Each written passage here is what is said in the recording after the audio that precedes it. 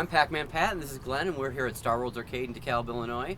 I'm in the middle of our 30th year celebration. Our anniversary is actually coming up in January, but it's a cold month, so I wanted to get a lot of outdoor activities done here tonight. Star Worlds was started by me and my mom on January 11th, 1985. The years go by quick. So we're going to hit our 30th year, which I'm really extremely proud. That when growing up as a kid and you start a business, it was just overwhelming just to have a cool business. And I never expected that 30 years from now I would be celebrating that anniversary and bringing so many people together just for the love and the enjoyment of playing video games and pinballs and crane machines and whatever have you. Brought Glenn into the business when I met him in like mid-90s, and somehow he just gravitationally, well, because he knows how to fix machines, that he's our pinball wizard, that by 2000 he was neck deep in the coin-op industry with me, and it's been a flight ever since. And see if Glenn would like to say something about pinball, because he really, as pinball is taking a big resurgence, Glenn has always had the passion and never forgotten about it. Yeah, I'm kind of the behind-the-scenes guy. I got my start with coin-op industry with Bally's, Aladdin's Castle, and that was kind of like the starter for Patrick and I to meet. Like, oh, really? You're into that type of stuff? And that's where I learned pinball. Some great people and tracing wires and everything, and just brought it to Pat. He had some machines to fix while I was visiting. Like, let me take a look. It just kind of took off from there.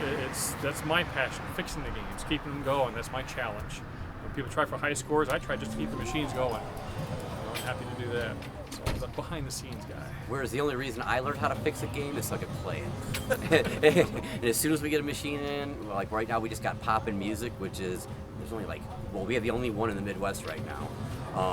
That was actually shipped from Japan, and we got that the first night. It's like 5, 6 in the morning. I'm watching the sun come up and playing this crazy music game. But yeah, I definitely have the love of fixing games comes from the love of playing. This event has been fantastic. As usual, we have a great group of gamers out here. Great attitudes. They're having fun with our tournaments and trophies. We're sponsored by Billy Mitchell's Hot Sauce, South Moon Barbecue, Pita Pete's. Who am I forgetting? Brian's Pro Shop and Hobby, which I try to bring other businesses together to let our gamers experience some of what we do outside of here in our other locations. We had the honor of having Walter Day out here, which we've always told him this is home to him, since this is kind of like the Twin Galaxies was, a little different now, but it's still a neighborhood arcade, and that's what he had originally, where he started. So it was an honor to have him out here tonight with some trading cards awarded to Ken Jeffries, Dean and Chad Beck, ourselves, and Mitchell Meerman. And I got them all.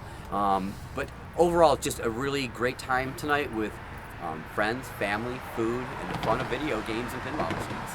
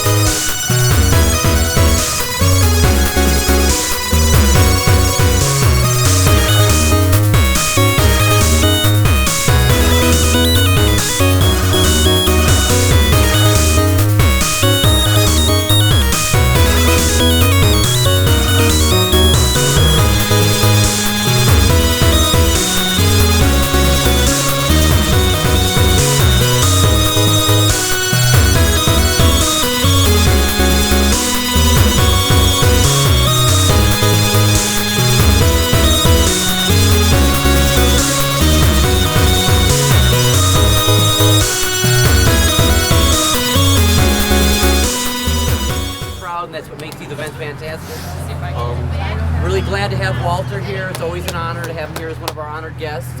And he always puts so much love and creativity into the trading cards, as you know, many of you know. And it's an honor to honor some of our gamers here tonight that have meant a lot to Star Wars over the last 30 years. So let's give it over to Walter here. Okay, so we're going to hand out 3 or 4 awards. Actually, we're going to hand out 5 awards. Yes, 5. Okay, 5 awards. Okay, so for those of you who are unfamiliar with what the trading card set is all about, it's something that was started by me and other people as an attempt to commemorate the history of the global video game and pinball culture. You know, honoring the people, honoring the games, honoring the historic milestones, honoring all sorts of incredible things that when you add them all together, and after we've done maybe a few thousand cards, it'll make a tapestry of the history of our times. Because what makes the history of the times what it is the actual people who lived the experience of being the first gamers in history, the first people to embrace electronic gaming as a culture and as a part of their daily life. And in case of him, part of his nightly life. As we go to bed at night, who knows? Okay, so essentially, the cards are here to honor all of us. A few of us specifically are getting cards tonight, but the spirit of the cards is the same spirit that the Star Wars Arcade is all about.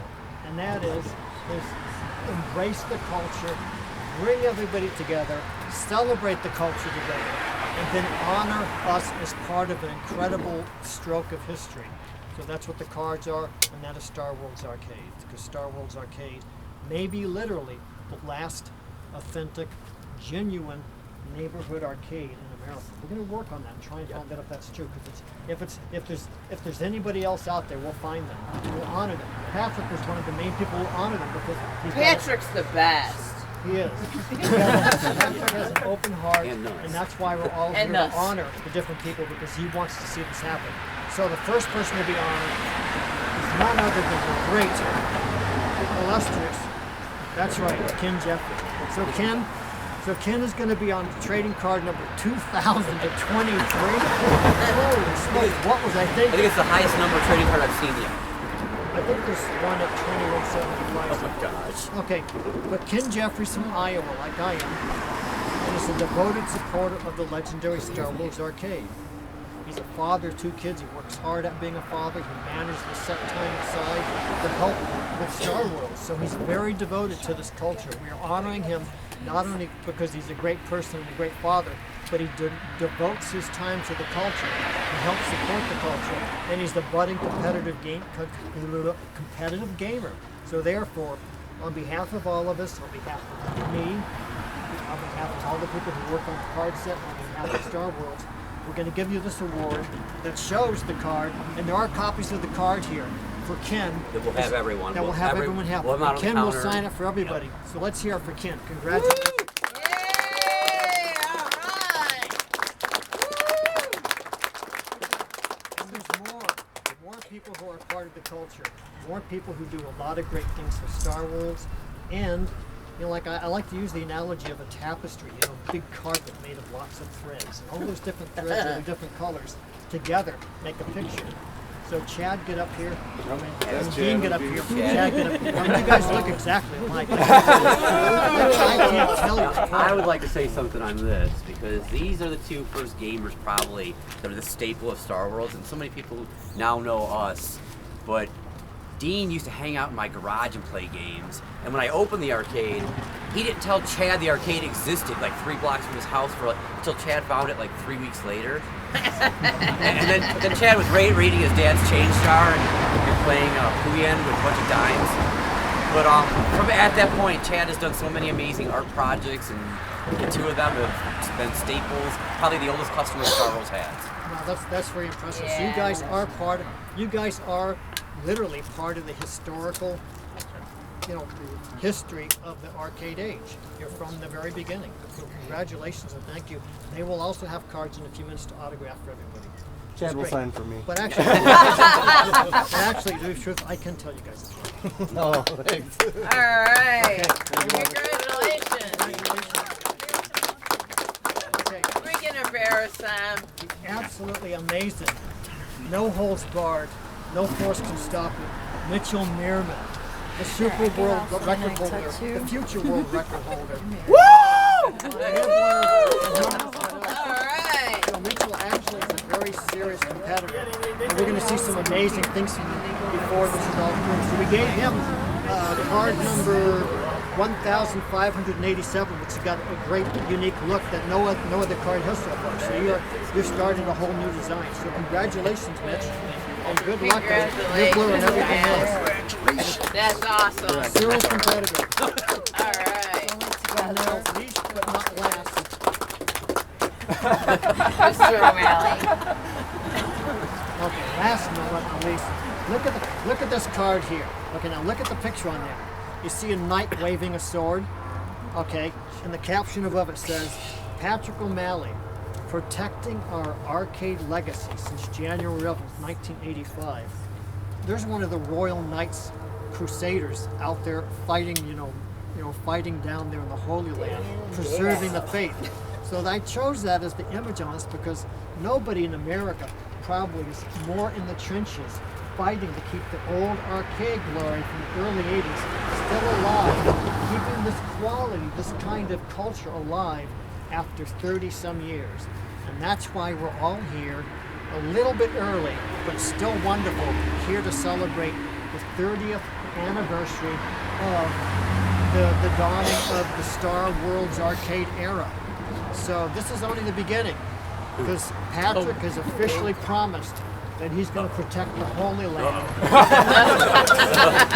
He's going to protect the Holy Land for another 30 years. Until the cavalry comes and rescues them or something. But anyway, and Patrick will have this card here also, an official Star Wars arcade card. Isn't that a great card? Yeah, that looks great. That's Got a great- beautiful, actually. And congratulations. Thank you. Thank you. Congratulations!